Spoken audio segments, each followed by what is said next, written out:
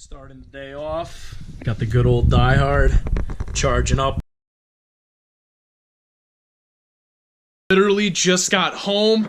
I was out running errands and I had set my package because the package for the Radiator was located in Connecticut within like the past like 24 hours. So I set my package to a location for them to hold it. I was out driving around, I saw like 3 FedEx trucks and I'm like, dude, seriously? I'm like, I haven't heard anything back from the package. They would have called me when they received it. So when I was pulling into my house, I seen a FedEx truck just driving by. As I pulled up my package, my Radiator has officially arrived. Got midnight, don't mind the whole mess, guys. Got midnight sitting right back there, and it's actually somewhat warmer out right now than it was earlier, so I'm gonna do a nice little unboxing video for you, and then it's right on to wrenching. I'm getting that car going today.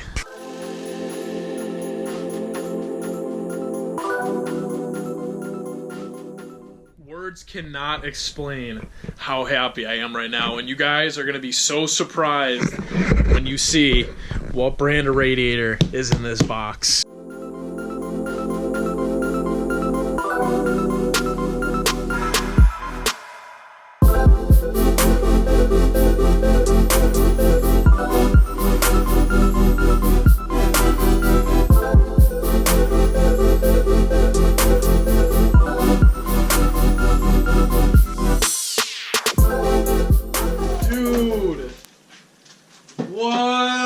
Yo!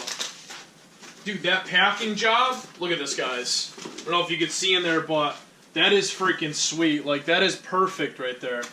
Like, all that support, look at this. That is how your Radiator should come, in a box just like this. Dude, yes. What? This thing is freaking sweet. I've always wanted an aluminum racing dual core Radiator for like whatever car I was gonna get, but here's the top, as you can see right there, and then the bottom got a nice little drain plug right there. This thing actually looks pretty high quality. Welds look okay, little iffy, but you can't expect a crazy product for $105, but I honestly think that this thing is way more quality than I thought it was going to be.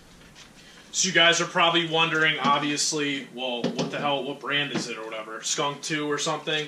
It is not a Skunk 2. It is not a Koyo Rad. It is not a Mishimoto, unfortunately.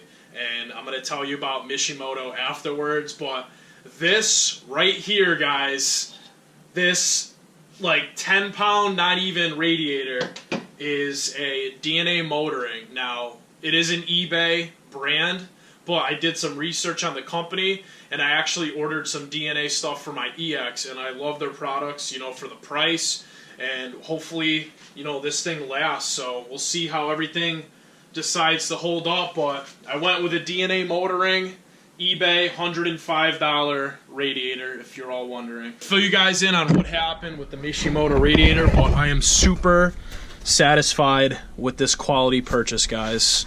Look at this.